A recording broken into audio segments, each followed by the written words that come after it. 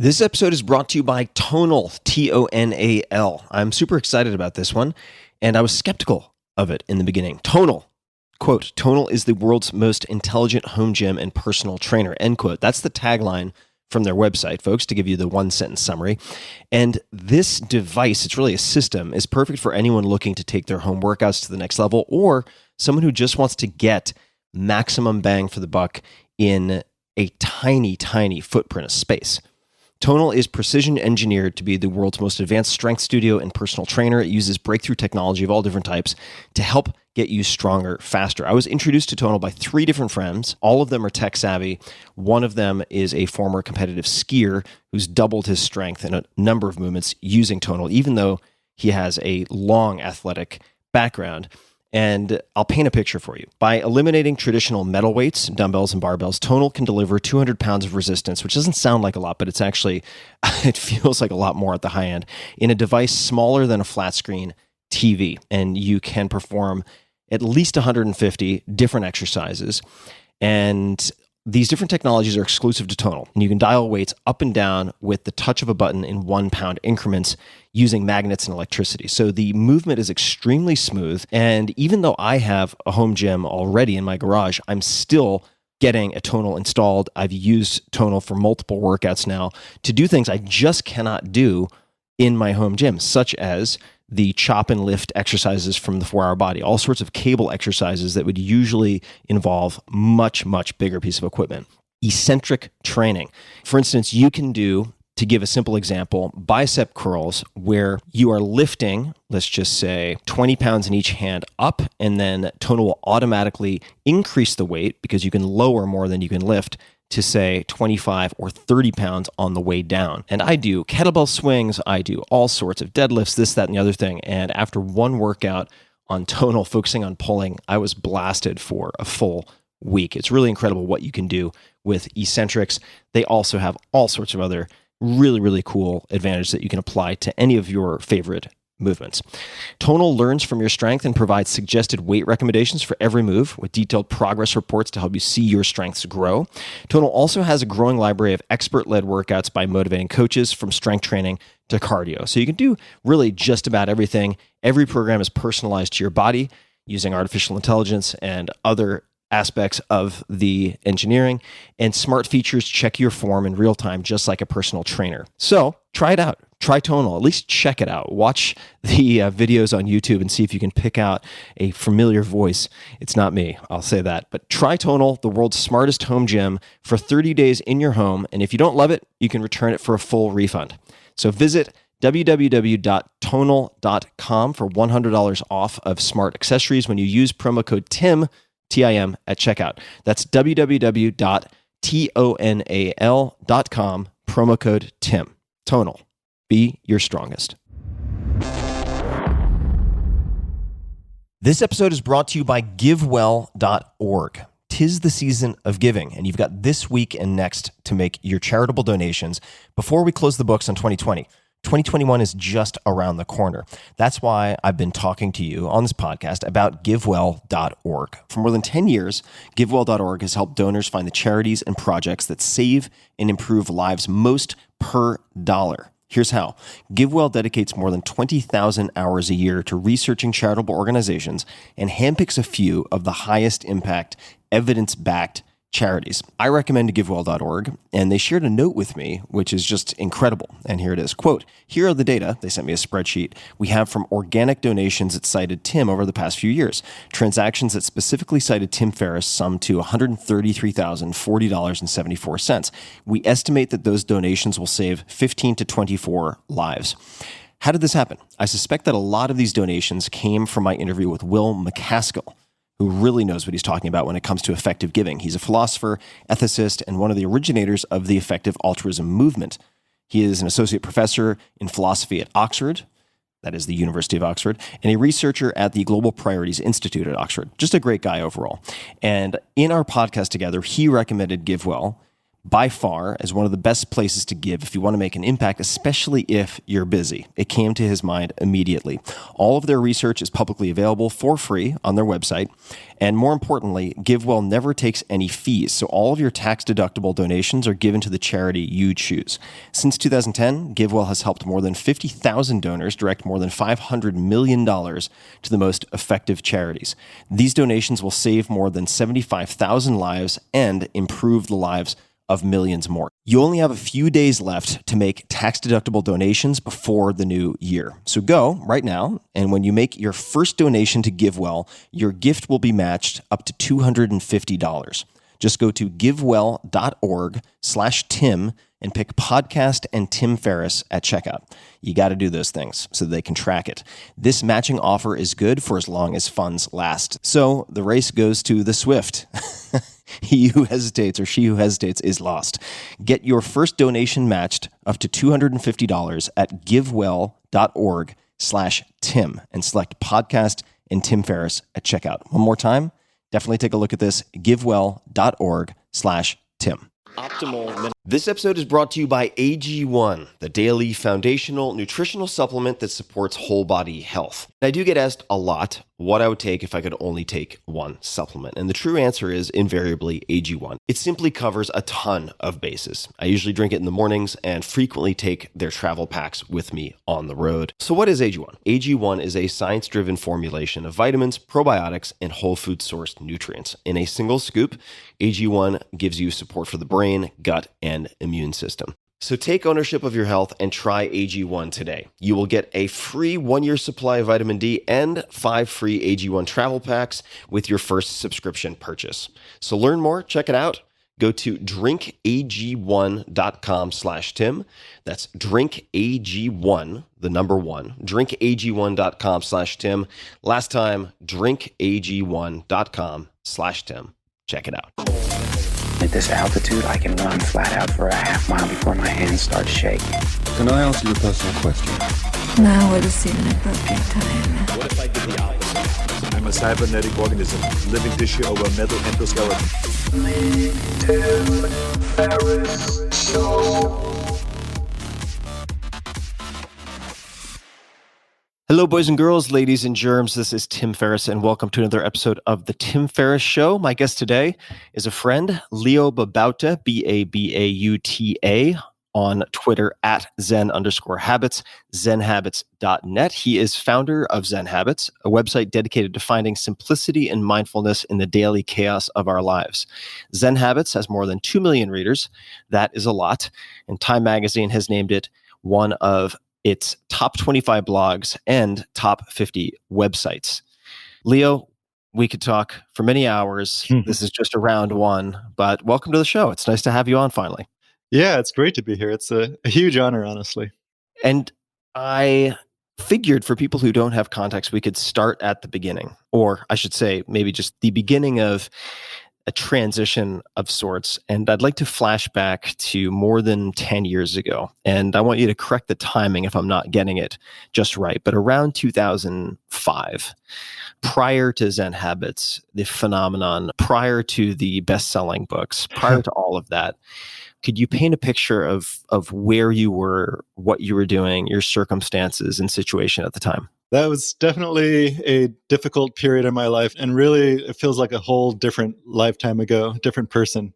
But 2005, I was married with a huge family, mixed family, 5 kids with 1 more on the way. In a job I didn't like, I was overweight, I was a smoker, sedentary, kept trying to change a lot of these habits.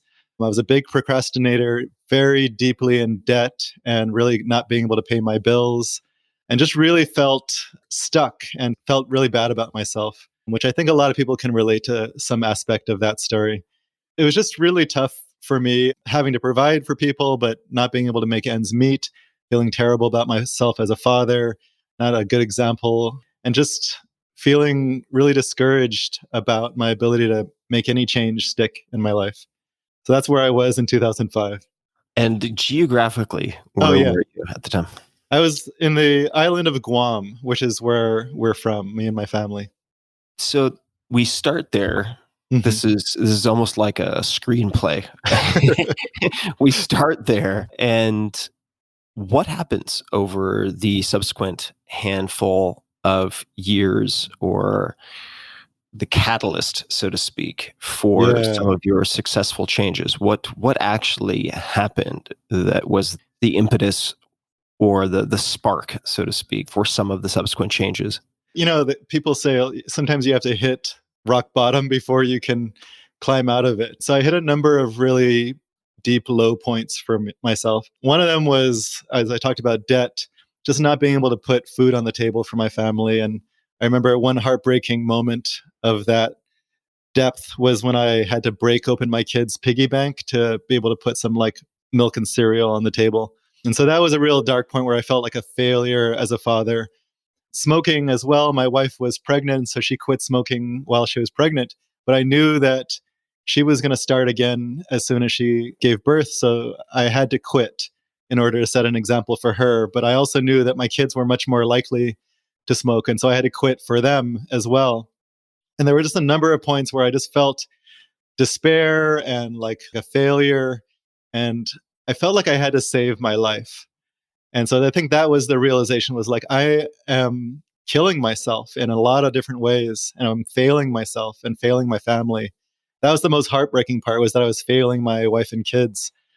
And so from that like heartbreak and feeling of despair and like I was killing myself, I realized I had to reach for a lifeline. I had to do something to save my life and my family as well. And so I decided I couldn't change all of these things at once. I was trying to multiple times. So I decided to just change one thing, and it was smoking. So I committed to that in a really big way, to a lot of different people, to my daughter, to my wife, made a promise that really felt meaningful to me. And I did a bunch of research, found out a bunch of different techniques, and tried them all. That's when I tried meditation as a replacement for smoking for stress. So I started meditating. I started running because I needed to do something when I felt like I needed to smoke. And so I actually made the smoking habit stick, that I'd quit smoking for the first time in my life. I had tried like 7 times before. And that felt like a huge success. And so I felt so much encouragement from that. I felt like I could take on the rest of the things. And so one thing at a time, I started changing everything about my life. I started eating healthier. I started running more, ran a 5K. I committed to running a marathon. That's how optimistic I was after running the 5K. I started waking up earlier, started writing after wanting to write for years, procrastinating less. My wife and I made a plan to get out of debt, and one small debt at a time, we started paying them off, until like a year later, my entire life was changed. I lost 30 pounds in a year. My whole life was different. And I ran a marathon at the end of 2006, and I felt like such a huge success. And I had learned a bunch of things that changed those habits along the way. One after the other, I applied the same ideas to changing those habits. And that's when I started Zen Habits, to share all of those things that I've been learning. Let's zoom in on a few aspects of this. Sure. Because it sounds like, on some level, almost a Cinderella story, right? Like everything was wrong, and then 12 months later, you were able to address so much of it.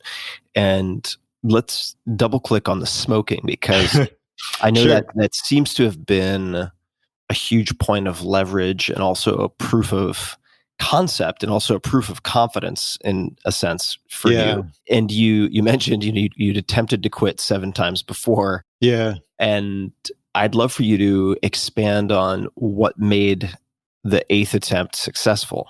Like, why did this attempt succeed when the others had failed? It was such a pivotal moment in my life. So I'm really glad you're zooming in on this one. A number of things changed, but the first one was that I had a very meaningful reason, something that mattered to me. And again, I mentioned my wife and my kids, making a promise to my daughter. And I think before that, it was only promises to myself, which I never really keep, or I didn't at that time. I didn't trust myself to keep those promises. And so making a promise to someone else and really feeling like this was for something that mattered, saving their lives as well as mine. So I really got clear on that and felt it in my heart. And that really started everything else, because it motivated me to make a big commitment. I joined a forum online so that I had some social accountability. Social accountability turned out to be a big one, not only for this, but for all future habits. I learned about triggers. And so what are the things that triggered me to smoke? I really zoomed in on those things: stress and anxiety and feeling bad about myself and being overwhelmed. All of these things, really, I got clear that they were the things that caused me to smoke or triggered me to want to smoke.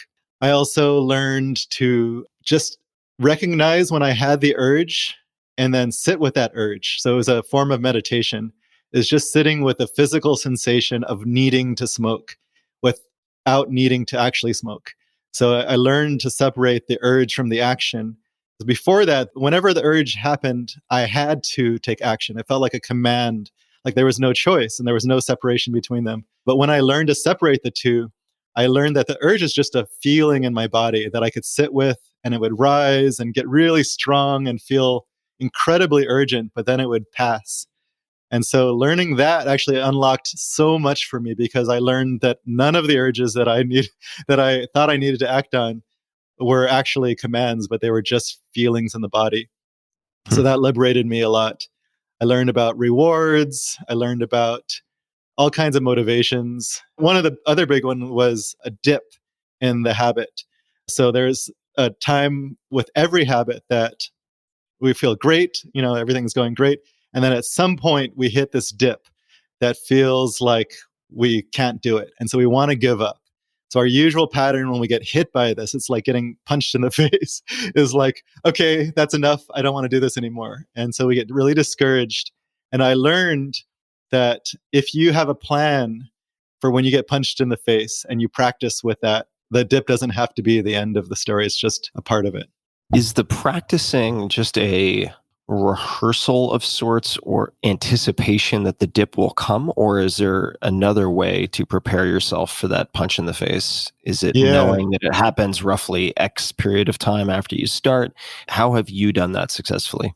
Well, knowing that it's going to happen is a big one, and then preparing for it. Because usually what happens is we think that it's not going to happen. This time is going to be different. And then when it happens, we're like, oh, crap, like it happened. And so like that must mean there's something wrong with me. And so knowing that it's going to happen, that it's just a part of the process, is a really big one, because it allows you to be mentally in the place where you can embrace this. And then the other part of it is practicing what you're going to do beforehand. So if you know it's going to happen and you know how it's going to feel because it's happened a number of times before, you can say, oh, I'm in it. And then you have a plan and you mentally rehearse this beforehand. And you can practice with it in smaller versions. So I highly recommend practicing anytime you get like a micro discouragement, is practicing with that. So giving yourself some compassion, having some kind of way to pull yourself out of that state. And so for me, just having someone to talk to was a big one. I'm screwing this up. I can't do this. Having someone else to encourage me. And then I eventually learned to encourage myself. So there's lots of different things we can do to encourage ourselves. And then just learning to like ride it out was part of it, because it'll pass.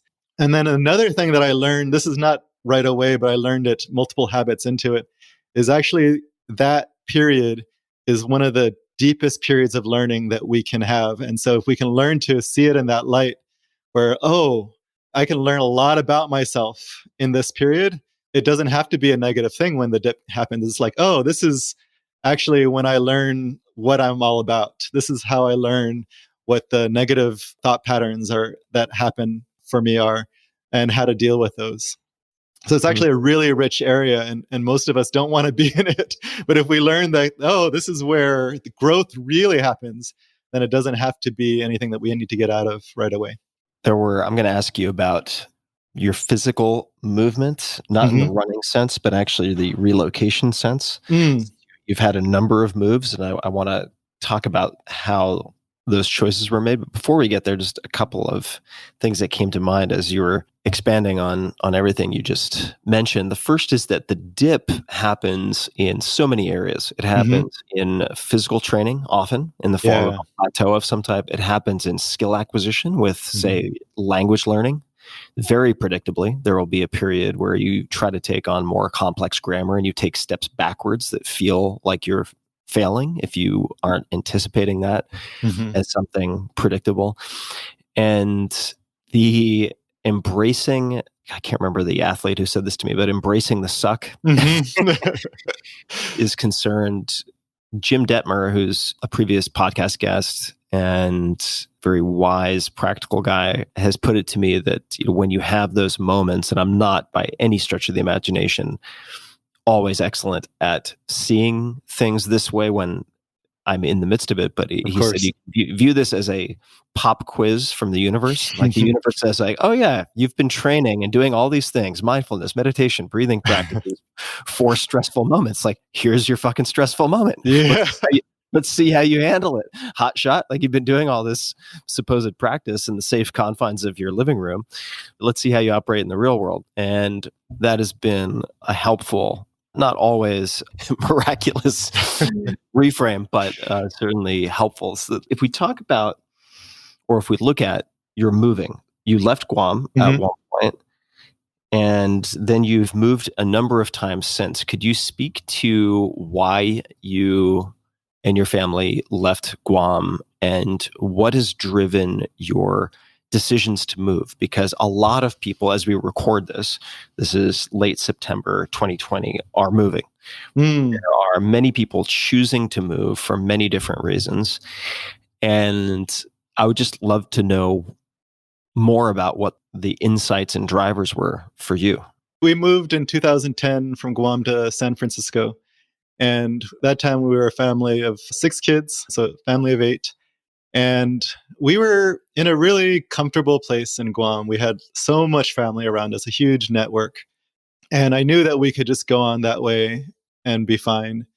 But I also knew that it was comfortable and the kids were going to be trained in comfort and that they would then get stuck in that because that's what had happened for me. So I wanted us to move out of our comfort zone into a new place and experience that together where I could help them with that mind shift and see the world and be able to like basically have access to the world and then have choice. They could go back to Guam where we love Guam, or they could pretty much move anywhere in the world. It was a hard thing because first of all, it's just heart wrenching to say goodbye to so many people that we love. We sold everything. We moved with like a backpack each to San Francisco. Knew almost no one there. I met you there. That was pretty great. We basically were in a place where it was just completely foreign to us. The kids had never seen a homeless person before or anyone using drugs. They got quite used to that over the years we were there. And so actually, it was really hard because they didn't want to be there. And I felt like I was maybe making a mistake. So it taught me a lot about how I question myself in those hard moments. But it really taught them a lot about their first reaction, not liking it is not always right because they look back on it and say, oh, I'm so glad that you made that choice, but I didn't want to do it. I was really unhappy for a while. And so that really taught them a lot about how we react to these kinds of things. Let's talk about the family a little bit more and that move to San Francisco. Yeah. To a lot of folks listening, they're going to think to themselves, holy smokes, 6 kids. And how many, just as a bit of backstory, how many of those kids were homeschooled? Oh, yeah. So, well, we're a blended Brady Bunch family, just to make that clear. So I have 2 from my ex-wife. My wife has 2 from her previous marriage. And then we came together and had 2 more. So we have 3 boys and 3 girls. And it's a very blended family. So my 2 from my ex-wife went to regular school. And then the other 4 were all homeschooled. In fact, we do a version of it, as you know, called Unschooling. We still have 2 teenagers in the house now who are being unschooled. And then we have 2 adults who went through it, the unschooling process, who are, now basically doing the same thing, but as adults. All right, we're gonna dig into that. I want to Would love talk to. about unschooling. Before we get to that, just so I don't lose my train of thought, when you moved to San Francisco, at the time, presumably you and your wife discussed this. Decisions were made at the time. The kids did not feel like this was perhaps the right decision. How do you think about making decisions for the betterment of the family, even when, or perhaps especially when, not everyone is in agreement, right? Yeah. When you may face that type of blowback or resistance. How did you think about it, or how do you think about it? we went through a process. So doing anything like this with other people, you can't just make a unilateral decision. So we went through a process with them back when we were in Guam, and we had a whole discussion about the reasons why. And I think they really were only like 50% convinced, but they agreed to it. So that was kind of the idea, was we asked them to agree to like this kind of adventure mindset, to try something new, to explore things that they didn't know. And I think they were hesitant, but they agreed to it. A piece of me knew that they were resisting this. And so part of it is just kind of talking about the adventure and the excitement and all these new things that we'd be able to explore together.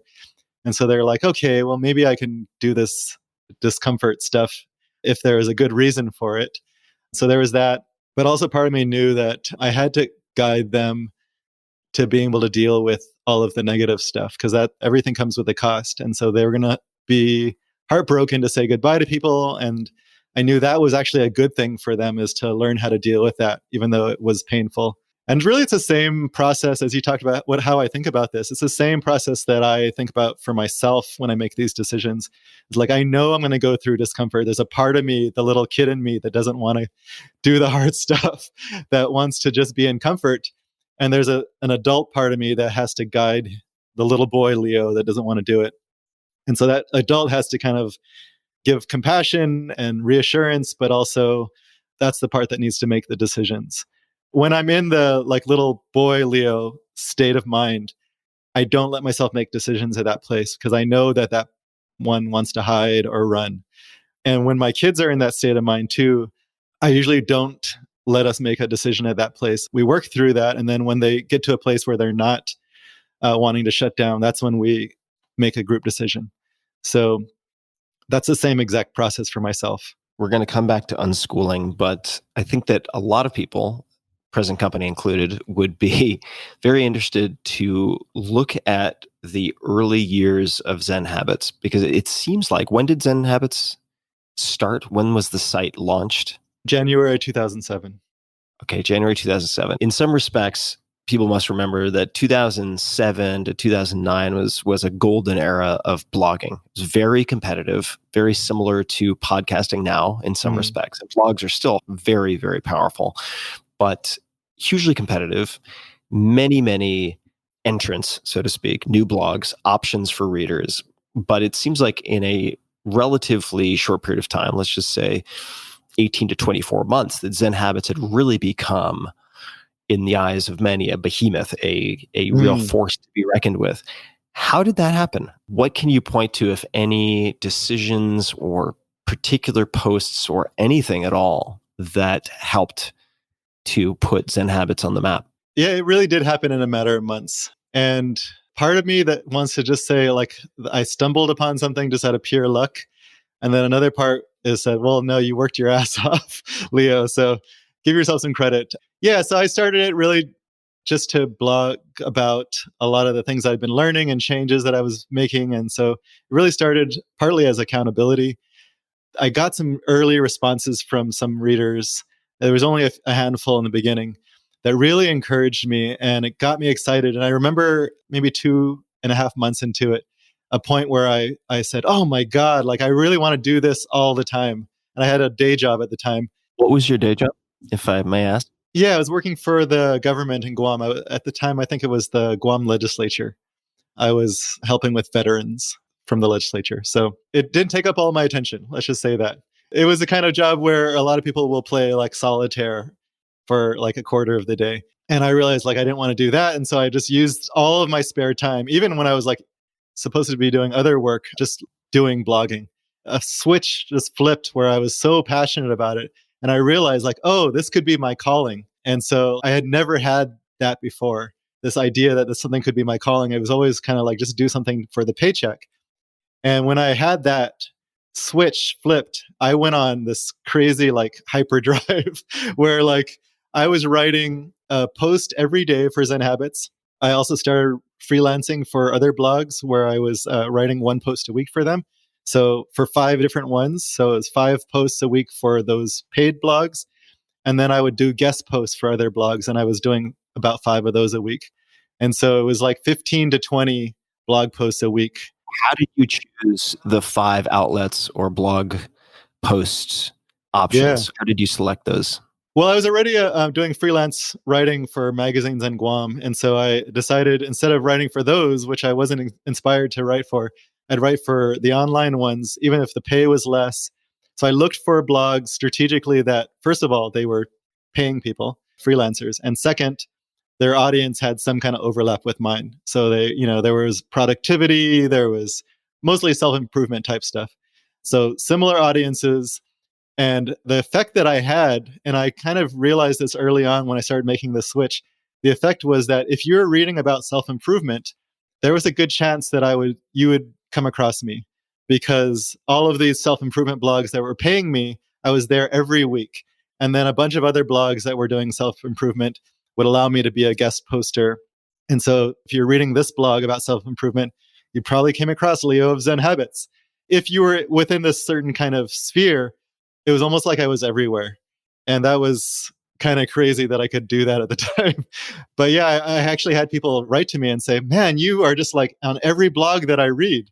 And of course, I wasn't on every blog in the world, but for this particular type of person that I was trying to reach, I was on almost every blog that they were reading. Just a quick thanks to one of our sponsors, and we'll be right back to the show. This episode is brought to you by Athletic Greens. I get asked all the time what I would take if I could only take one supplement. The answer is invariably Athletic Greens. I view it as all-in-one nutritional insurance. I recommended it, in fact, in the 4-Hour Body. This is more than 10 years ago, and I did not get paid to do so. With approximately 75 vitamins, minerals, and whole food-sourced ingredients, you'd be very hard-pressed to find a more nutrient-dense and comprehensive formula on the market. It has multivitamins, multi-mineral greens complex, probiotics and prebiotics for gut health, an immunity formula, digestive enzymes, adaptogens, and much more. I usually take it once or twice a day just to make sure I've covered my bases if I missed anything I'm not aware of. Of course, I focus on nutrient-dense meals to begin with. That's the basis. But Athletic Greens makes it easy to get a lot of nutrition when whole foods aren't readily available. From travel packets, I always have them in my bag when I'm zipping around. Right now, Athletic Greens is giving my audience a special offer on top of their all-in-one formula, which is a free vitamin D supplement and 5 free travel packs with your first subscription purchase. Many of us are deficient in vitamin D. I've found that true for myself, which is usually produced in our bodies from sun exposure. So adding a vitamin D supplement to your daily routine is a great option for additional immune support. Support your immunity, gut health, and energy by visiting athleticgreens.com/Tim. You'll receive up to a year's supply of vitamin D and 5 free travel packs with your subscription. Again, that's athleticgreens.com/Tim.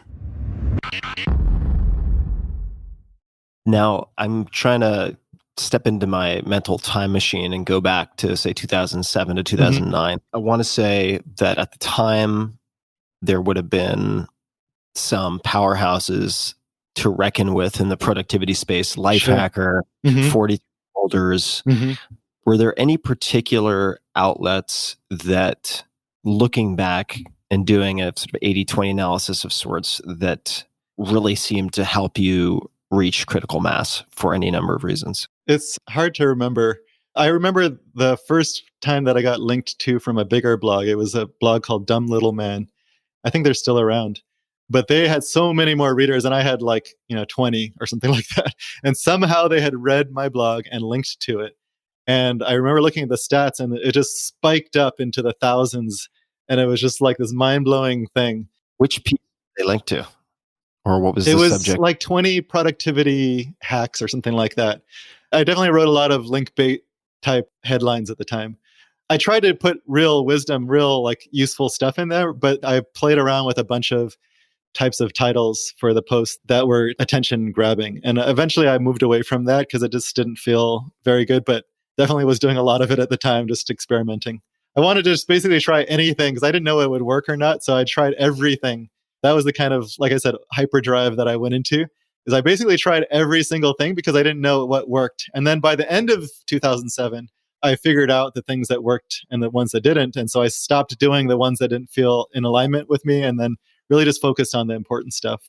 I think that's the case when we try anything that we don't know how to do it. We try everything possible, and then we narrow it down to what actually does matter. By the way, I want to say that 2007, when Zen Habits took off, is when I met you online. We never met in person that year, but you had come out with 4 Hour Work Week, which was just this powerhouse of a book. And you were starting out with your blog as well. And I was also coming out with a book, which I didn't know how to do. And you were coming out with a blog, which you were new to. And so we kind of crossed paths at that point where I was good at blogging and not good at books. You were good at books and not good at blogging. And eventually you got really good at blogging. Like your blog just took off. And so it was just really cool to see you rise up in that space, just because I think anything you set your mind to, you're going to be really good at. I appreciate you saying that, man. It was really fun to have those early interactions. And just like you, in the very beginning, I did a lot of experimentation with all sorts of clickbaity titles and headlines and blog rolls of various types. And I really threw as much as I could against the wall. And it's very true that you have to throw a lot against the wall to know what works. But I would add to that, you need to throw a lot against the wall to determine what works for you. Because if you're experimenting in a new medium, you really don't know what you're going to enjoy, and you don't know what you'll be good at. And I think those are very closely related in the sense that your power zone tends to be some degree of inherent skill or predilection towards a certain format. That's true with podcasting too. That predilection or enjoyment then gives you the stamina to outlast and compete. So I think that both of those are extremely important ingredients. And if I think back to one of the inflection points, for instance, for my blog, it's very clearly getting on the front page of Digg, D-I-G-G, for the first time with my Geek to Freak post, which is about building muscle. I remember that one. Controversial post. And the amount of traffic that brought was just unimaginable to me. Were there other particular posts of yours that you recall, or projects, right? Zen to Done mind as one that I'm wondering if that kind of grabbed people in a way, or if that type of writing grabbed people in a way that brought you dedicated readers. Is there anything at all that comes to mind as having done a lot of heavy lifting? Yeah, and by the way, Digg was a big one for me too. I got on the front page of Digg a bunch of times, and those were like the early days of social media. Reddit was also getting big, and there was a bookmarking site called Delicious, where if you got on their front page, you'd also get a bunch of traffic. So I remember that you're like bringing back all these early memories. The ones that really worked for me were around productivity and motivation, habit change. And then the other one that was a big surprise to me, actually, I didn't think anyone would be interested in it, was simplicity. And that's when I said that luck was a big factor, because there were a lot of productivity and motivation blogs at the time. There weren't that many that blogged about habits at the time, but there were a lot around productivity and motivation. So mine wouldn't have stood out if it were just about that. But I brought an element to everything that I wrote about of simplicity. So my blog was a lot about simplifying your life, but I realized like, oh, it doesn't have to be just about simplifying your possessions. I could write about simple productivity and simple motivation. And so I brought simplicity, that lens, to almost everything that I wrote about. And that turned out to be a distinguisher for me that I just kind of lucked upon. But again, you throw everything against the wall. So simplicity was something that I thought I was only interested in and not a lot of other people were. So I wrote about it because I liked it, but I thought that wasn't going to resonate. I had to write about productivity and motivation.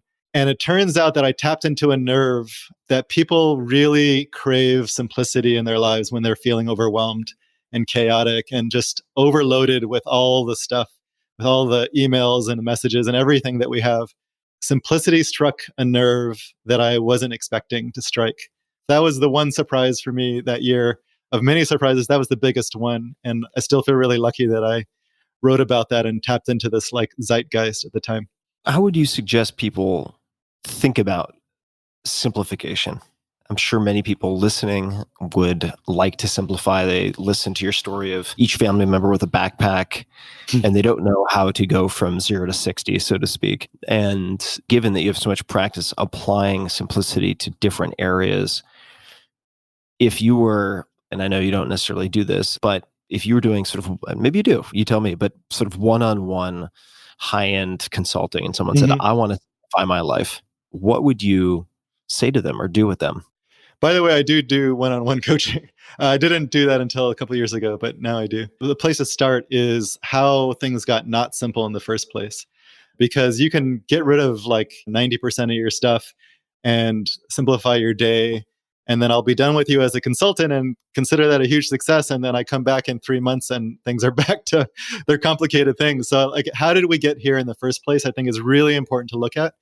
And the reason why we have so much stuff and we have so much debt and we take on so much in our lives is really because of uncertainty and anxiety. You notice this year, as we record this, we're in the middle of a pandemic, is the most anxiety that people have felt in a long time, probably since like war times and the Great Depression. And so as that has gone up, people started ordering things online more. One of the things that people started to reach for.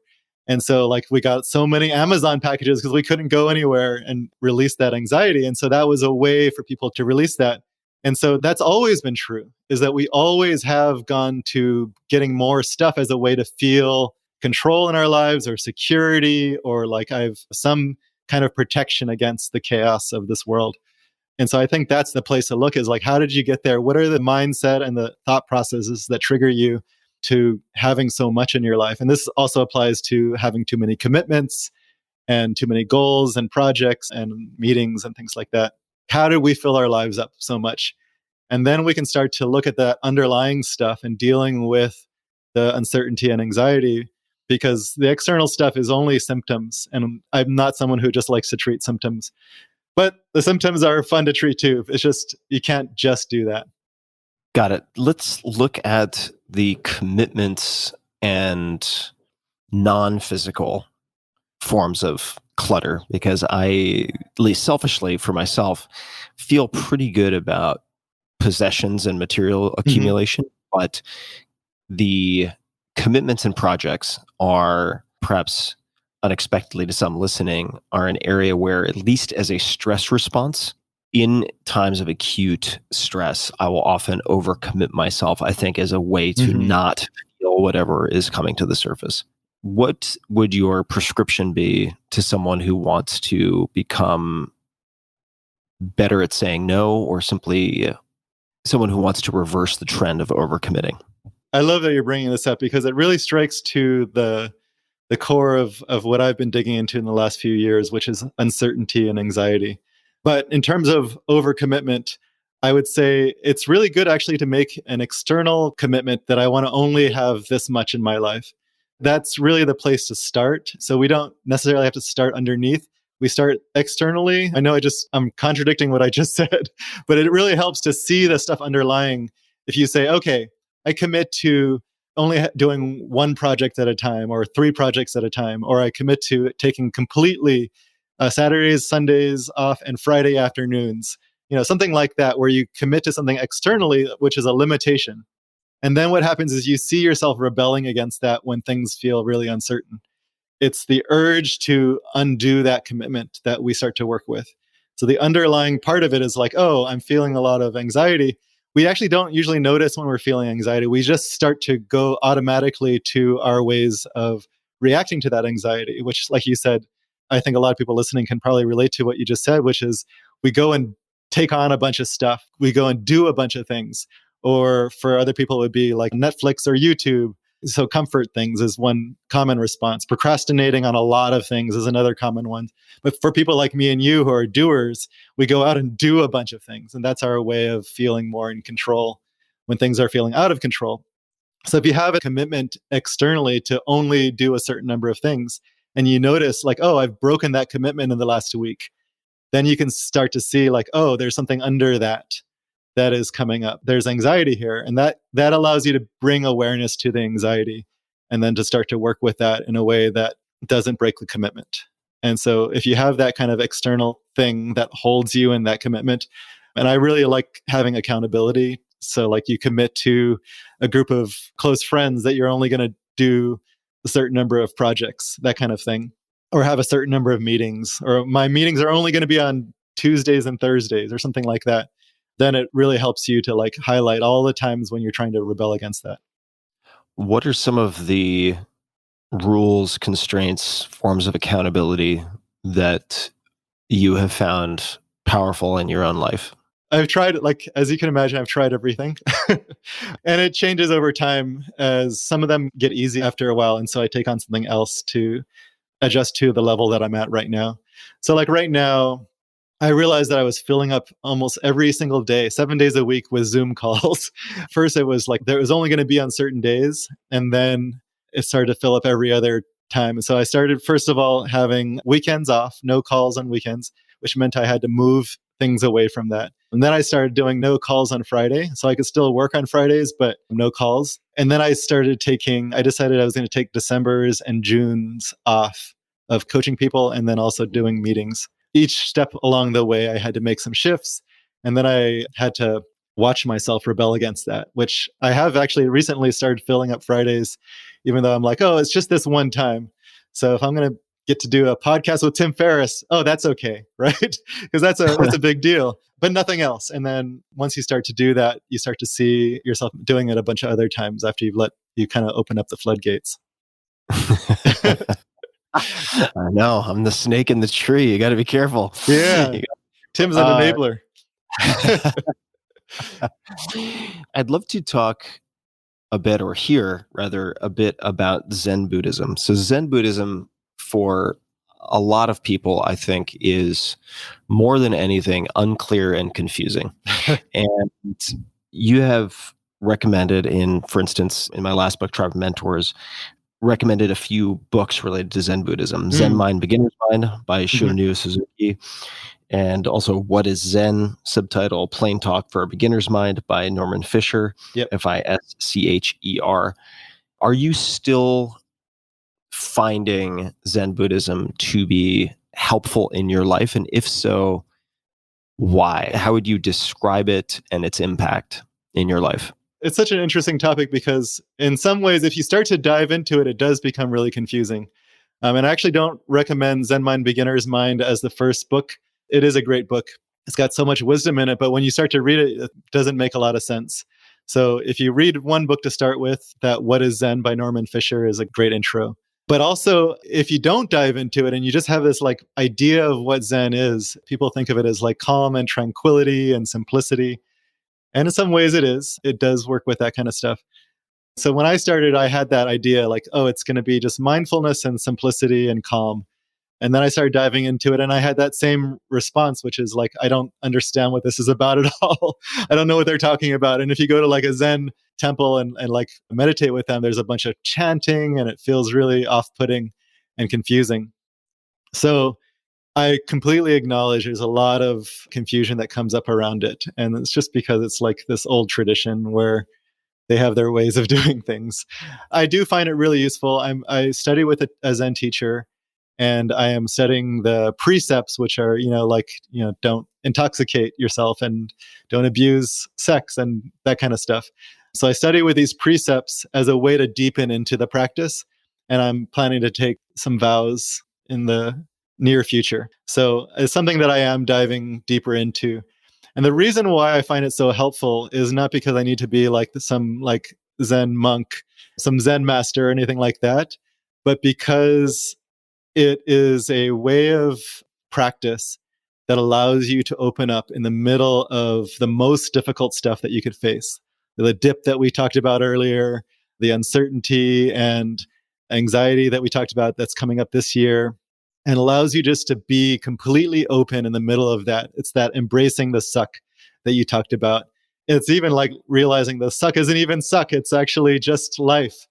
It allows you to open up in the middle of life, some of the hardest stuff, and be completely open and relaxed and present with it.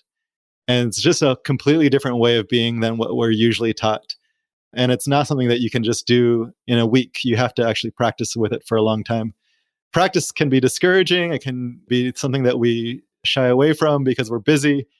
And then when you notice yourself discouraged, that's when you bring the practice to that. That's how I've been practicing with it lately. You mentioned the precepts, the Bodhisattva precepts. That's right. Are you open to sharing what vows you are considering taking? you brought the word bodhisattva. So the bodhisattva vow in general is just, I know you're familiar with it, but for those who aren't, it's this idea that you're going to help all beings, which is like this impossible vow. It's like, how the hell are you going to help every single being on earth, right? Which is actually one of the amazing things, is that you turn towards this thing that feels completely impossible. And you ask yourself the question, bringing curiosity to it, what would it be like to turn your heart open to helping all beings, to this intention, this really wholesome, heartfelt intention to help people who are suffering in the world?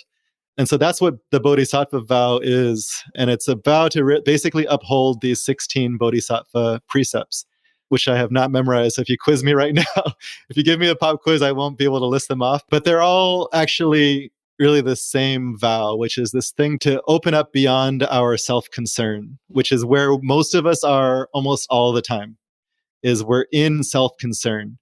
And like, what does this person think of me? Will I be judged? Am I going to fail? Should I take on more? All of these things are all about ourselves. And there's nothing wrong with that. That's not a bad thing.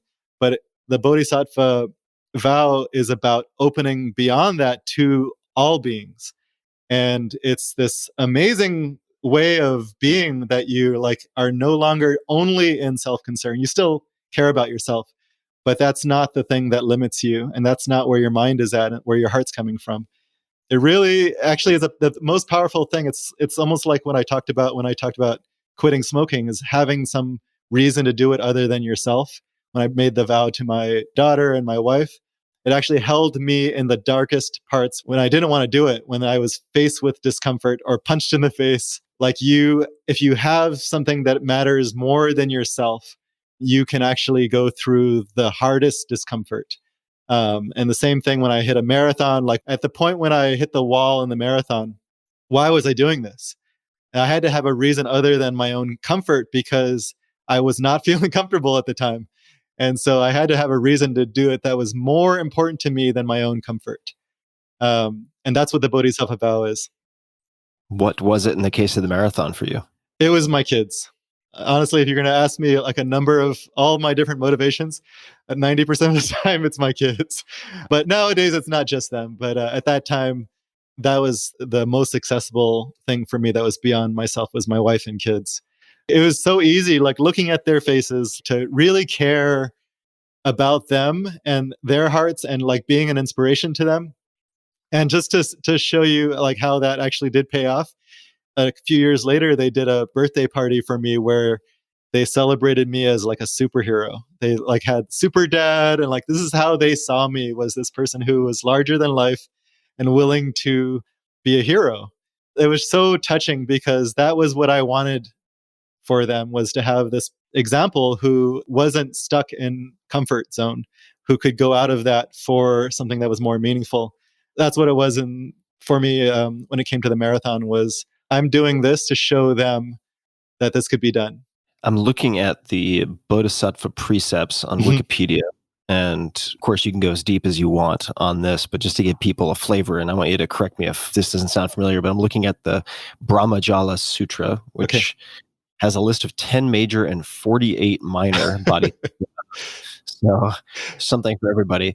And what strikes me, at least, about these is there's some similarity to, say, the 10 Commandments, right? There's, in the 10 Commandments case, thou shalt not kill. Right. But here, there's an addition to that, and of course, these are all translations, but not to kill or encourage others to kill. And at the end of each of these, there is or encourage others to X, right? Not to use false words in speech or encourage others to do so. Not to broadcast the misdeeds or faults of the Buddhist assembly, nor encourage others to do so. Not to harbor anger or encourage others to be angry, and so on and so forth. It is, as you mentioned, broader than just the sort of skin encapsulated ego that we refer to as I, by the wording, at least, that I'm seeing here in the precepts.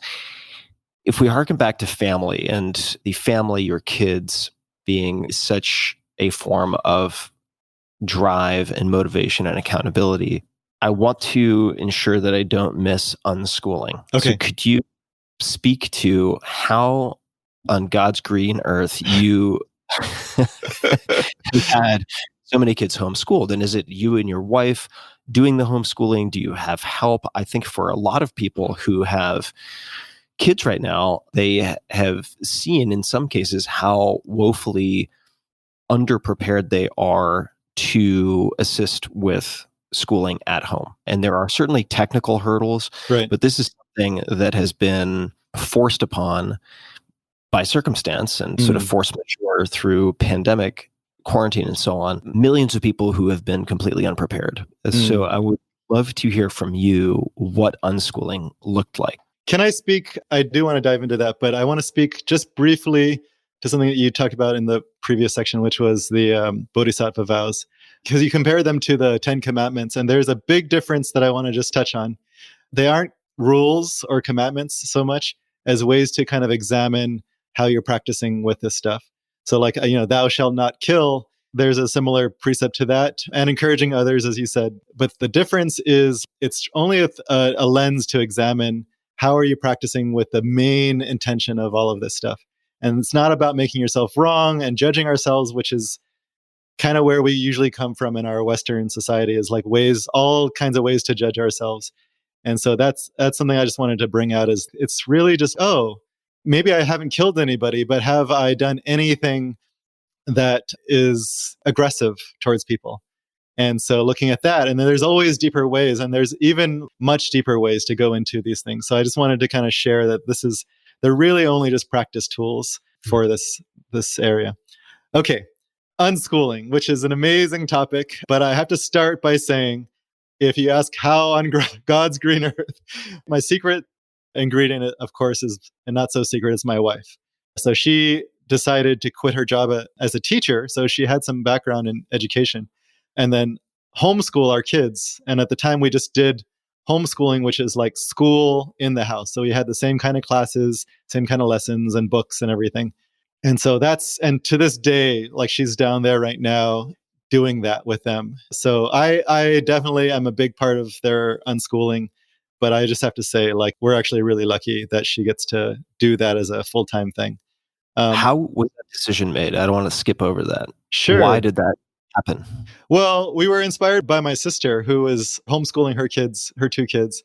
That was one thing. And then the other one was, we realized for some of our kids who were in school was not working out for them well. We had one son who, very intelligent, but he didn't conform well to the rules of school. And what we realized as we started to look into this stuff is that school, in a lot of ways, is very much about conformity, and follow the rules and you'll get along fine.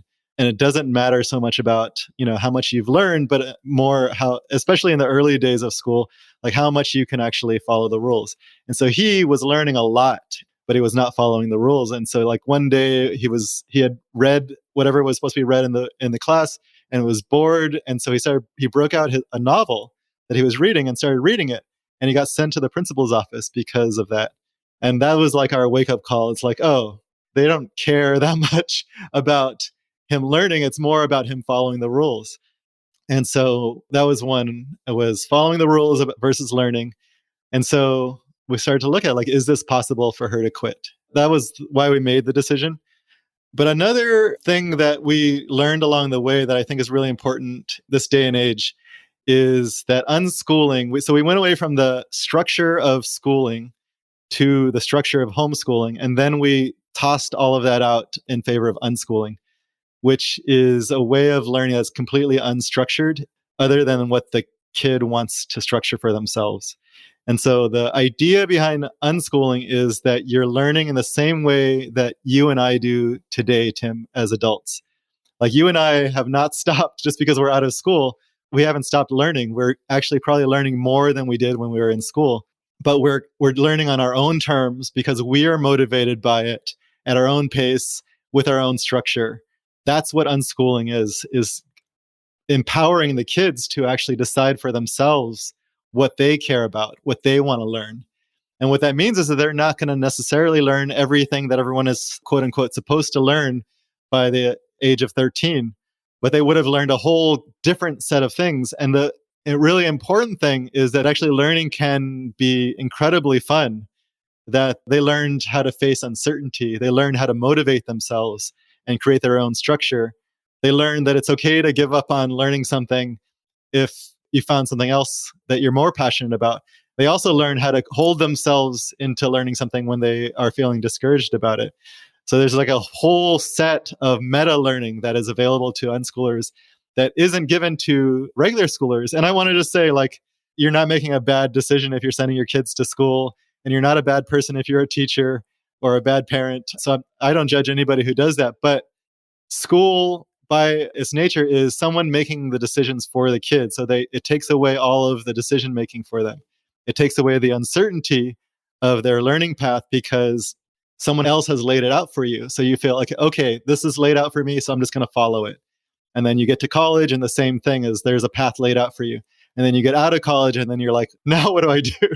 Because there's no path laid out for you as an adult. And so what happens to most people is that they get out of the schooling thing and they look for another thing to replace that. How can I go to a place where someone else has made the decisions for me and I can have the certainty of following someone else's path that they've laid out? And as you know, as an entrepreneur, the most rich kind of learning areas are where someone has not laid the path out for you, and you have to make these decisions for yourself, and you constantly question whether you're doing it right. And that's what unschooling is, really, in a nutshell.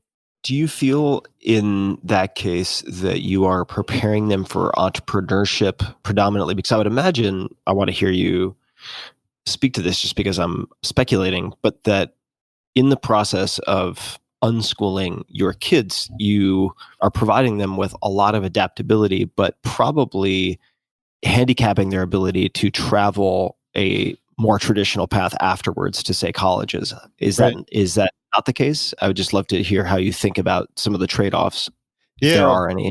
Well, first of all, it is, I don't know if it's handicapping them. They definitely, it is a little bit harder to get into college, but there's plenty of homeschoolers and unschoolers who get into college. There's definitely a path. My kids so far have not chosen that, the ones who were unschooled, but it's definitely a path, and it's not that difficult. It's just, you have to put in a little bit of extra effort because it's not all laid out for you. So I would say that's one thing, just to make sure that's clear. There's actually books written on how to get into college as an unschooler. But the entrepreneur thing, I do want to speak to that because my favorite person to talk to this about is people like you who are entrepreneurs or creative types, authors, anyone who's done anything that deals with uncertainty and discomfort and knows what that's like. Any kind of leader, anyone running a nonprofit, those people get it. So as I start to talk about having to figure out your own path, the people who have had to do that for themselves, they instinctively get it. They already know what that's like. And then if they have a kid or they're about to have a kid, but their kids aren't in school yet, they haven't made that decision yet, that's the perfect time. That's like the golden zone to reach someone. If they're an entrepreneur or a creative type or a leader of some kind, and they have a kid or about to who's not in school yet, it's absolutely preparation for any kind of uncharted territory. If you're going to be an entrepreneur, if you're going to be any kind of leader in any kind of organization where you're not being told what to do, but you have to figure stuff out and deal with the uncertainty of that, the self-doubt. Unschooling is like incredible preparation for that, and is constantly filled with uncertainty, self-doubt, people judging you and not getting you, which is exactly the path of an entrepreneur. And constantly having to deal with all of that stuff, and discouragement, motivation, structure, all of the exact same stuff that you and I deal with on a daily basis. That's what an unschooler starts to do from day one. And they're not going to be good at it at first. And so it's great to have someone who's there to guide them, but they get trained in it. By the time they get to be 18, they can definitely figure out their path to college there, but they can also realize, actually, I don't need college for most professions, right? I don't need, unless I'm going to be like a doctor or a lawyer or something like that, I can actually do without college. So there's the uncollege kind of route as well. Are there any resources that you would recommend for people who would like to learn more about homeschooling and unschooling and common pitfalls, best practices? Yeah, there's a bunch of books. I'm totally out of date, to be honest. So there's some radical stuff about just completely liberating. There's one called Teenage Liberation Handbook, which I highly recommend. There's an author named Alfie Kohn, Kohn, something like that.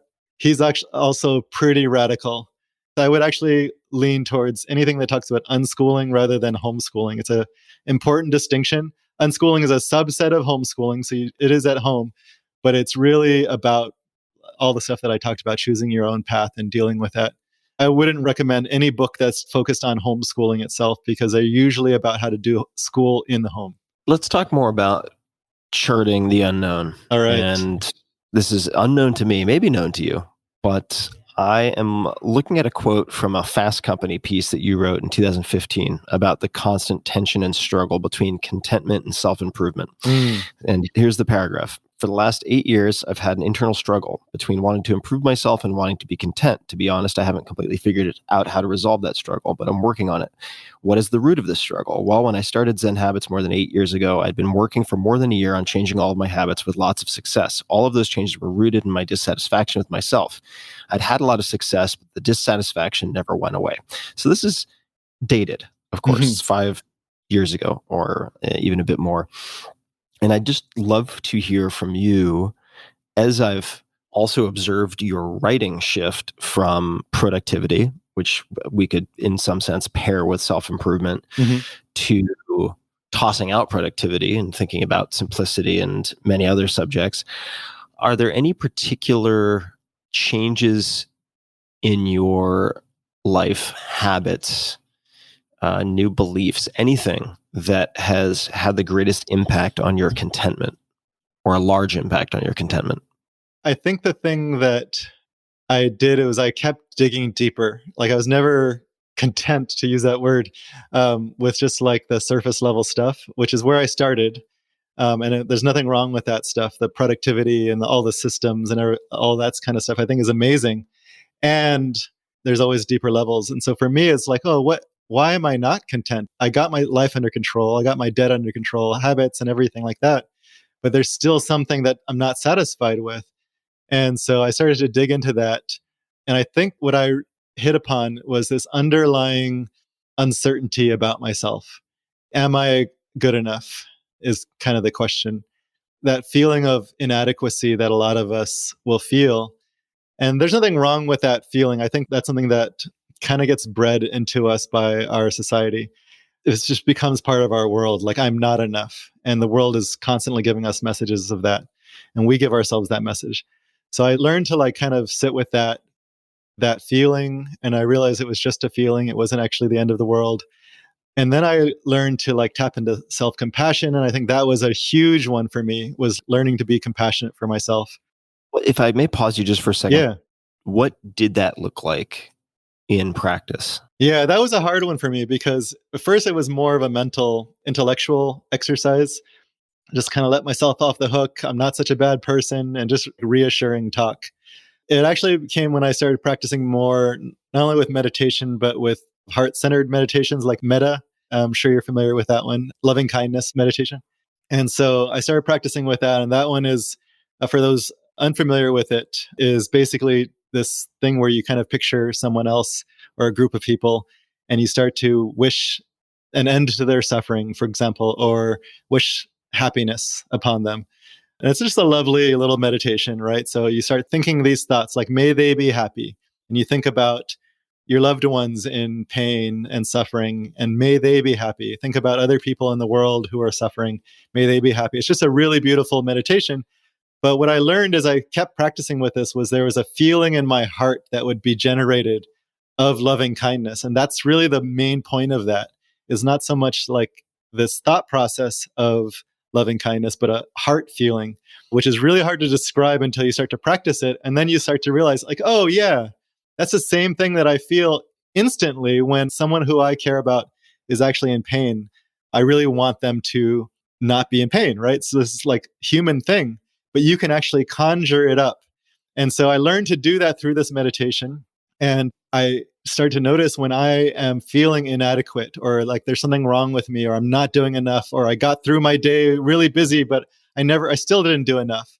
So there was always this feeling of not being enough that I had. And I started to give myself compassion when I started to recognize that, this kind of loving kindness, compassion in my heart. And so it was just like almost like this pouring out of this loving feeling towards myself, towards my own wounds, which sounds very kind of woo-woo. And like, I think there's people who won't resonate with that. But actually, it was a really powerful thing when I started to practice that for myself, because we don't do that. We are not trained in that as a society. And by practice, would that show up as you, say, being really hard on yourself and before you go into dinner with your family, just taking 3 minutes with your eyes closed to do a loving kindness self-talk meditation? Or did it look like something else? I think of it more like this salve that I just put on a wound anytime I'm feeling it act up, you know? So I have like all these wounds from like childhood and so forth. And so, yeah, when I feel like, oh, I'm not enough, or there's something wrong with me, or I'm just judging myself and just kind of stuck in one of those kinds of thought patterns, it really just feels like a wound in my heart. And so, like, I just noticed that. I'm like, oh, I'm feeling some anxiety right now. Can I give myself some compassion? Oh, I'm feeling really down about myself and how little I've done this week, or how addicted I've gotten to something. And so I'll just give myself compassion. It's really anytime anything difficult is showing up: frustration, anxiety, fear, self doubts, and anger, things like that. So, you're feeling frustration with someone, you can point your finger at them and really focus on them, but you could also notice you're feeling hurt and just give yourself some compassion. And that really helps with that frustration. And you can't really be like open hearted and open minded towards this person who you're frustrated with until you've given yourself some compassion first and dealt with your own pain. Yeah, that strikes me as very true. Certainly with a lot of my reactive behavior over the last few decades. And I want to also recommend for people who are interested in META, METTA, or loving kindness meditation, it really can have a very pronounced, very fast effect on your state. And one book that gave a great description of this, and there are many, but is Joy on Demand, written by Jade Meng Tan. So CHADE-MENG, last name TAN, who created a massively successful course internal to Google at the time called Search Within Yourself, I believe.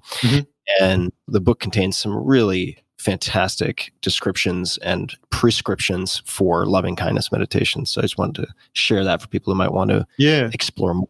There, another one, just to mention another resource, because I know your listeners love resources. Tara Brach, I think you're familiar with her work. I am. Yeah, Radical Acceptance, that's what it is. She's awesome. Yeah, Radical Acceptance is a great book. Yeah, that's also one of the key books in the quiver, which, like a lot of things, has a very generic kind of seemingly hand-wavy, squishy title with a lot of very practical, tactical recommendations within. I'm looking at some of the notes in front of me, Leo. This is might seem like a left turn, but it's of interest to me because we've been speaking somewhat broadly. I mean, specifically about your experience, but broadly in terms of, say, gender experience, right? This is everything we're talking about applies to everyone, at least to the extent that I can tell. In 2018, you went through training with a men's group that went deep into masculine practice and seemed to relate to the sort of masculine and feminine polarity work of David Data. And, here I'm just taking John Wineland. Can you speak to why you did that training and some of the things that you took away from it? Why did I do it?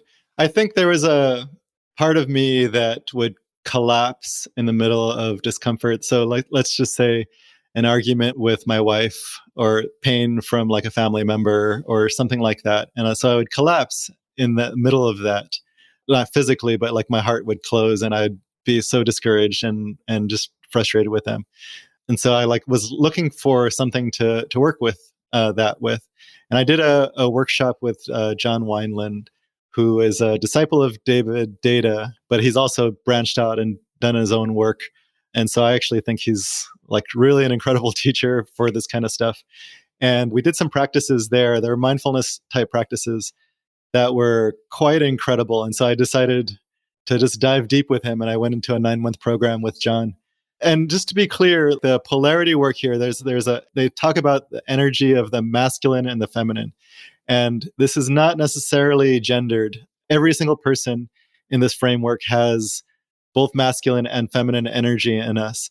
And so this is really about practicing leadership of our own emotions in order to be able to provide leadership for, let's say, our families or in our relationship.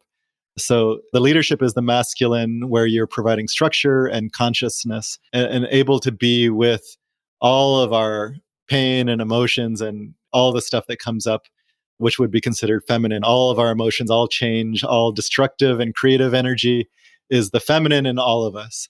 And so the masculine in all of us is the consciousness and structure and stillness. And so learning to practice in this way was a really profound thing for me that allowed me to practice with my own inner, like, wounded self and my own emotions, but then be able to do that for my kids, for my wife, for all my other loved ones, and for my readers and the coaching clients that I work with and the groups that I work with.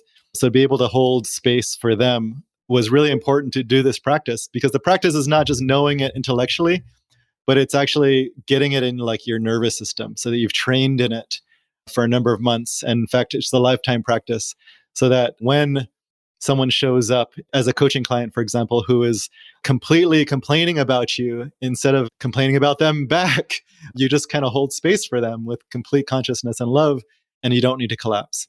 Could you give an example of one framework or concept or concrete practice that you took from that training? One of the best ones, this is the most, like, I know people like you and me love practical, like, tactical stuff that comes from deep stuff, right? So one of the best ones that I use tactically on a daily basis, it's part meditation, then part trying to make a decision. So let's say I have a lot of things on my plate and I have to decide, okay, what do I need to do today? And it could be anything. And I'm feeling pulled in a lot of directions. So I think a lot of people can relate to that. What I'll do is I'll drop into, it's like a little mini meditation where my consciousness goes, like, wide, like almost as, like, wide as the universe, right? So you're, like, really open mind and really deep consciousness. So you go into a state like that, and it could really, with practice, it could really take 2 seconds to get into that state. And then in that state, and again, I want to give complete credit to John Wineland for these practices. In this state, I drop in the question, what is life calling me to do? And you can interpret that in a lot of different ways: life, God, your inner heart, your intuition, whatever it is. But in that state of wide open consciousness, we're no longer in our place of self-concern. And what comes up for me is usually just one thing, and it's really clear. I'll do that at the beginning of a day, is just drop in that question, what is life calling me to do? And it's just one thing, and then I'll just do that. And I might, after that, ask the same question and just do that. And one after the other, just ask that question. And it's usually the most important thing. It's not the most urgent or the thing that I'm most afraid about, but it's actually just the most important thing. Have you had any answers pop up that were surprising or particularly unexpected for you? Yeah. Do you ever get anything completely out of left field? Yeah. Sometimes I think, like, oh, it's this fire that I need to put out. Eat nachos now. Something like that. No, not yet. I'm sure that will come up. Actually, I have had some where it's like, oh, you need to take some rest. And I, like, thought I had to go and do a bunch of things because I was feeling very overwhelmed. And I was like, no, you need to rest. So maybe the nachos would have been a good part of that. But another one that surprises me is you need to go and apologize to somebody. Like, someone came up in the middle of that. I'm like, oh, I hurt them. And unintentionally, of course, but I did hurt them and I need to go and make amends. And so sometimes that comes up and I'm like, oh, shoot, like, I didn't even think of that until I asked that question. Well, Leo, I want to give readers plenty to chew on, but not too much to chew on. I think we've covered a lot of ground. Is there anything else that you think we should explore on this conversation? We've touched a number of times on uncertainty and anxiety, and I want to just leave people with something here that I think is really important. So in this world right now that we're in, as we record this, we're in the middle of pandemic and lockdowns and frustrations with other people. And in our country, it's the elections and racial protests and also wildfires if you're on my side of the country. So there's just, like, a lot of uncertainty in the world and a lot of anxiety that comes from that uncertainty. And so I've been doing a lot of training around that. And I think it's so important for us to become present with that uncertainty and anxiety. And what I've learned is that we can train in that. It doesn't have to be a thing that shuts us down or gets us spinning out of control. What I've learned is, first of all, we all have uncertainty every day of our lives. And we have some habitual ways of responding to that.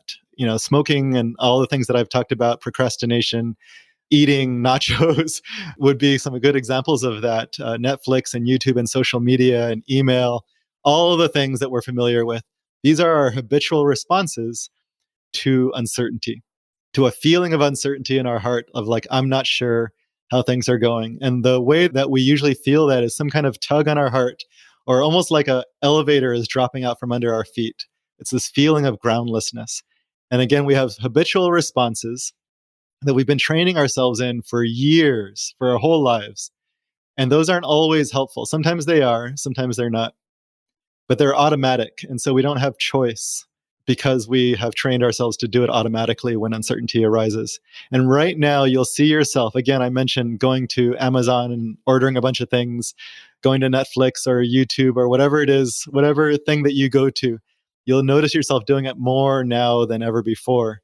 And that's a highlight of your habitual response because the uncertainty is so intense. The anxiety is so intense in our lives right now. And so what I would say is that this is the best time to train. This is the most important time to train because it's so in our faces that we can't avoid it. And so why not turn towards it and welcome it and open up to it and practice with it? And the practice that I have been training people in and training myself in, I think is so helpful, is to drop into the body when you're feeling it. And then you notice you're feeling it because you're going to your habitual responses, all of the things that I've mentioned. Drop into the body and drop your attention into bodily sensations. So just notice what you're feeling in your chest and your stomach and your throat. And usually it's somewhere around the chest area. You'll feel like a tightening or a tug or a pain or an energy. And the energy itself of uncertainty is not a problem. And what we can do is turn towards it mindfully and be with it with a curiosity. When we have curiosity with us, it's no longer something we need to run from or get rid of. It's actually just completely fine. It's just an energy in our body. And we can just be curious, wanting to know more and being open with it. And if you train with it in this way, and we have so many opportunities to train right now, it's a very, very rich training ground right now. You can actually learn to be completely comfortable with uncertainty and not need to run to habitual patterns. And what that means is you're now in choice. And you can still eat the nachos, you can still do all of the usual things, and that's nothing wrong with those, but you also can decide to stay in the discomfort, to do the hard thing, to turn towards the thing you're turning away from, to say sorry to someone. All of those things are now available to you when you've practiced with it in this way. Yeah, this is a practice that is certainly very present for me at the moment. As I don't know if you can hear the ice smashing in the background as we talked about before recording. The only place that I have reliable Wi-Fi is in the attic of a restaurant, which seems to be in the middle of rush hour right now. So it's immediately present for me. It's how to not compulsively go into the thought loops and the default behaviors that we use as temporary painkillers. Yeah. And how we can learn to be more comfortable with the discomfort. And certainly I expect to have greater and greater need of that in the upcoming months, with the not just unpredictability that is naturally occurring, but the sort of engineered spectacle and theater of uncertainty, as they would call it in the business context, fear, uncertainty, and doubt. Yep. That's FUD. When people are selling FUD, which is certainly the job of many political campaigns with respect to their opponents, is fear, uncertainty, and doubt. So whether by choice or by force, people will be, or by chance, people will be dealing with a lot of uncertainty. Are there any other approaches that you found particularly helpful, or mantras, any type of self-talk, anything at all, really, that you found helpful for surfing the chaos that is part of life, and maybe more acutely now than ever for a lot of people, a part of their daily or weekly experience? There's a quote actually by Chogyam Trungpa, who you might be familiar with. He's a Tibetan Buddhist master, and he has this quote, which is, "The bad news is that you're falling through the air with no parachute." So you can feel already, like in the middle of this quote, you can feel the intense like groundlessness, the intense anxiety that might arise. But the second part of his quote is, So the bad news is that you're falling through the air with no parachute. The good news is there's no ground below. And I really love that quote because it just makes you realize you're not in danger, even though it feels completely groundless, and you can relax in that kind of like visual picture, right? You can just relax in the middle of that. And what I've found is available to us, if you can just relax with the uncertainty that's arising, even anxiety, is there's like an openness that's available to us that's always there. And it's just really liberating. And so what I've done is actually started to train myself, and now I train other people in it, of setting myself these practice periods of like, let's say an hour or half an hour of meaningful work that I normally would turn away from, some big project that's really meaningful to me. I'll set that as like my practice period where I'm intentionally inducing uncertainty in myself. And I'll actually just set an intention in the beginning, the reason why I'm doing this, the thing that I care about. And then I'll let myself practice with this. And I'll notice that I'm trying to go towards my email and just sit with the uncertainty of it. And then just move towards the actual doing with this kind of openness. So I'll do it as a daily practice, but I'll also practice pretty much all the time whenever anxiety or uncertainty comes up. And it just becomes like no big deal. So that's another phrase that really helps me, is no big deal. It's just an energy of uncertainty. It's not a big deal. So those are the ways that I practice with it right now. I love the good news, bad news, or rather bad news. Bad news, you're falling through the air with no parachute. Good news, there's no ground. That's spectacular. Leo Babauta, finally on the podcast. Twitter at zen_habits. And of course, zenhabits.net. All things simplicity. Such a pleasure to have you in conversation and to be able to explore all these things. I always love asking questions of friends who otherwise would feel like they were being interrogated in weird format, but it works. Is there anything else that you would like to add or say or share with people before we wrap up? Anything that you would like people to take a look at or consider? Anything at all? Well, I have to say too that this is just a tremendous honor. Just really love the work you're doing in the world, Tim. So thank you for having me on this. But yeah, the thing that I would leave people with is, sometimes in this crazy world that we're in right now, we have the luxury of finding ourselves in. It can be really difficult. The anxiety can be so hard that it's really hard to practice with it. So when you find yourself in that place where you're just wanting to shut down and curl up in a ball and like it's just too hard to practice with in this way that I've just talked about, just bring back that self-compassion that we talked about earlier. It's just, this is an important time to just take care of yourself, give yourself some compassion, give yourself a warm bath, have some hot tea, let yourself eat the nachos. It's okay. It's such an important time to take care of ourselves. Yeah, the world will be hard enough on you without you beating yourself up. That's right. Lady Luck or Fortune does not need your help flagellating you. That's right. You have challenges and obstacles enough, and good lessons, good medicine for right now. And to everybody listening, of course, I will include links to everything we've discussed, to Leo's work, to resources on unschooling, everything else, the Zen precepts that we discussed at one point, and much more will all be at tim.blog/podcast. And Leo, thank you once again. I really appreciate you making the time. Thank you, Tim. And to everybody out there, until next time, thank you for listening. Hey guys, this is Tim again. Just a few more things before you take off. Number one, this is 5 Bullet Friday.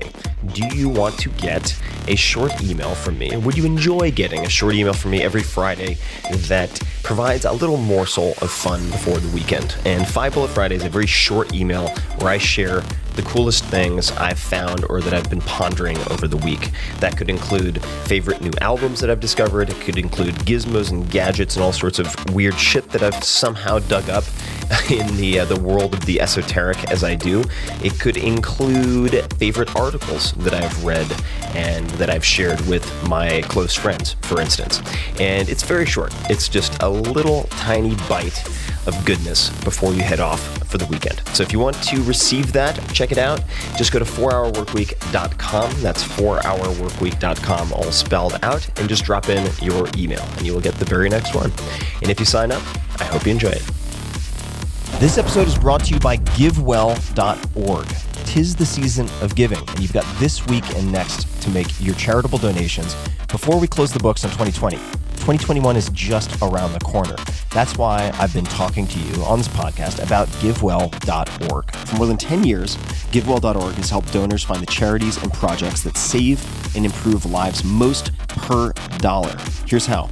GiveWell dedicates more than 20,000 hours a year to researching charitable organizations and handpicks a few of the highest impact, evidence-backed charities. I recommend GiveWell.org, and they shared a note with me, which is just incredible. And here it is. Quote, here are the data. They sent me a spreadsheet. We have from organic donations that cited Tim over the past few years. Transactions that specifically cited Tim Ferriss summed to $133,040.74. We estimate that those donations will save 15 to 24 lives. How did this happen? I suspect that a lot of these donations came from my interview with Will MacAskill, who really knows what he's talking about when it comes to effective giving. He's a philosopher, ethicist, and one of the originators of the effective altruism movement. He is an associate professor in philosophy at Oxford, that is the University of Oxford, and a researcher at the Global Priorities Institute at Oxford. Just a great guy overall. And in our podcast together, he recommended GiveWell by far as one of the best places to give if you want to make an impact, especially if you're busy. It came to his mind immediately. All of their research is publicly available for free on their website. And more importantly, GiveWell never takes any fees, so all of your tax-deductible donations are given to the charity you choose. Since 2010, GiveWell has helped more than 50,000 donors direct more than $500 million to the most effective charities. These donations will save more than 75,000 lives and improve the lives of millions more. You only have a few days left to make tax-deductible donations before the new year. So go right now, and when you make your first donation to GiveWell, your gift will be matched up to $250. Just go to givewell.org/Tim and pick podcast and Tim Ferriss at checkout. You got to do those things so they can track it. This matching offer is good for as long as funds last. So the race goes to the swift. He who hesitates or she who hesitates is lost. Get your first donation matched up to $250 at givewell.org/Tim and select podcast and Tim Ferriss at checkout. One more time, definitely take a look at this, givewell.org/Tim. This episode is brought to you by Tonal, Tonal. I'm super excited about this one, and I was skeptical of it in the beginning. Tonal, quote, Tonal is the world's most intelligent home gym and personal trainer, end quote. That's the tagline from their website, folks, to give you the one-sentence summary. And this device, it's really a system, is perfect for anyone looking to take their home workouts to the next level or someone who just wants to get maximum bang for the buck in a tiny, tiny footprint of space. Tonal is precision engineered to be the world's most advanced strength studio and personal trainer. It uses breakthrough technology of all different types to help get you stronger faster. I was introduced to Tonal by 3 different friends. All of them are tech savvy. One of them is a former competitive skier who's doubled his strength in a number of movements using Tonal, even though he has a long athletic background. And I'll paint a picture for you. By eliminating traditional metal weights, dumbbells and barbells, Tonal can deliver 200 pounds of resistance, which doesn't sound like a lot, but it's actually, it feels like a lot more at the high end, in a device smaller than a flat screen TV. And you can perform at least 150 different exercises. And these different technologies are exclusive to Tonal, and you can dial weights up and down with the touch of a button in 1 pound increments using magnets and electricity. So the movement is extremely smooth, and even though I have a home gym already in my garage, I'm still getting a Tonal installed. I've used Tonal for multiple workouts now to do things I just cannot do in my home gym, such as the chop and lift exercises from the 4-Hour Body, all sorts of cable exercises that would usually involve much, much bigger piece of equipment. Eccentric training. For instance, you can do, to give a simple example, bicep curls where you are lifting, let's just say 20 pounds in each hand up, and then Tonal will automatically increase the weight because you can lower more than you can lift to say 25 or 30 pounds on the way down. And I do kettlebell swings, I do all sorts of deadlifts, this, that, and the other thing. And after one workout on Tonal, focusing on pulling, I was blasted for a full week. It's really incredible what you can do with eccentrics. They also have all sorts of other really, really cool advantages that you can apply to any of your favorite movements. Tonal learns from your strength and provides suggested weight recommendations for every move with detailed progress reports to help you see your strengths grow. Tonal also has a growing library of expert-led workouts by motivating coaches from strength training to cardio. So you can do really just about everything. Every program is personalized to your body using artificial intelligence and other aspects of the engineering, and smart features to check your form in real time, just like a personal trainer. So try it out. Try Tonal. At least check it out. Watch the videos on YouTube and see if you can pick out a familiar voice. It's not me, I'll say that. But try Tonal, the world's smartest home gym, for 30 days in your home. And if you don't love it, you can return it for a full refund. So visit www.tonal.com for $100 off of smart accessories when you use promo code TIM, T-I-M, at checkout. That's www.tonal.com, promo code TIM. Tonal, be your strongest.